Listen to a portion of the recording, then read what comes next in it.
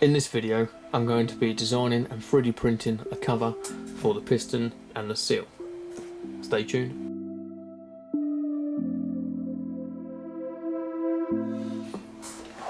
Now, first things first, we need to find out how big the cover has to be.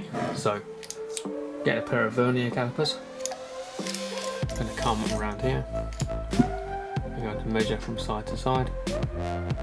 Get about 49mm to fit, well, 49.68. So, for the ease of the video and designing parts, I'm going to round that to 50mm overall diameter. And then secondly, we need to find out the height of the piston, which is obviously this thing here, which when you apply the brake, fluid gets trapped in here. Hydraulic pressure pushes the piston and the pads into the disc. But these are big undercarts things, so I'll explain that in more detail.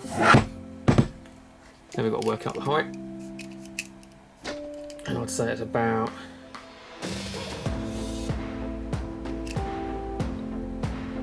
about 10mm.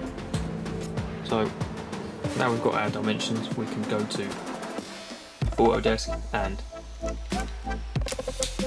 go from there. So here we are on the computer.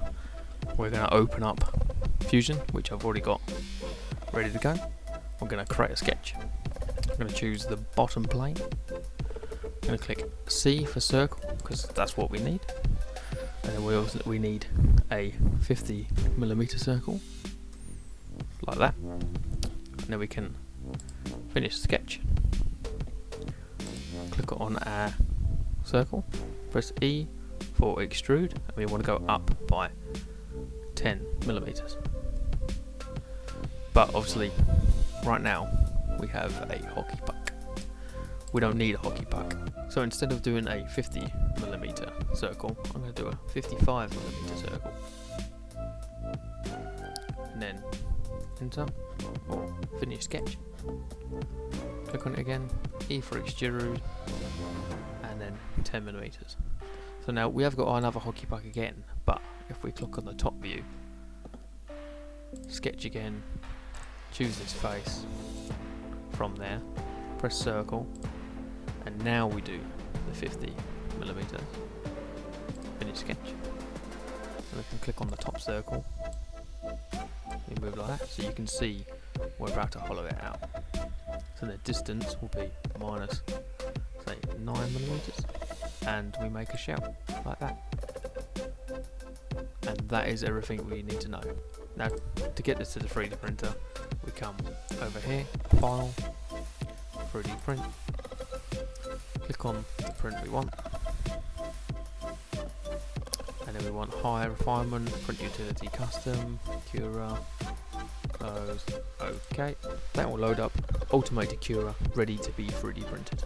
Right, and here we are. What we need to do is we need to rotate the part 90 degrees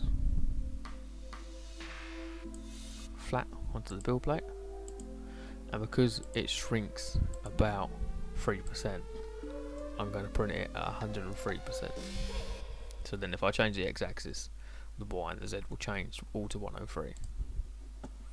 Obviously that is with uniform scaling clicked. Density is 20%, you don't really need to worry about any of these. We'll name it piston blank,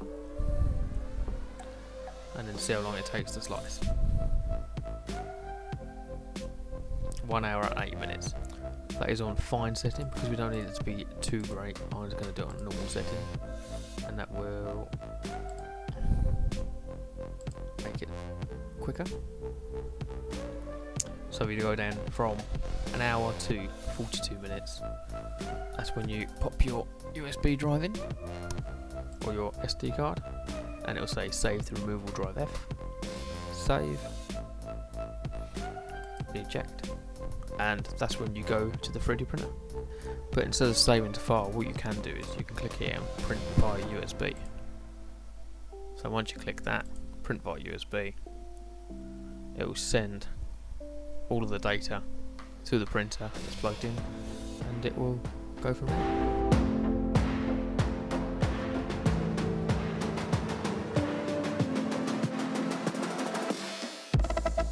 Right, as you can see, this is the finished part, and that is exactly what we designed. So I'm going to cut the flash off with scissors.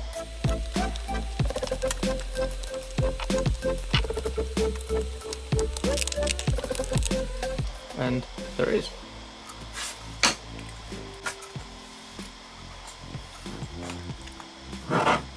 And so there you have it. It is a 3D printed part protecting the new caliper, which will be going on the car shortly once it's been sprayed and everything.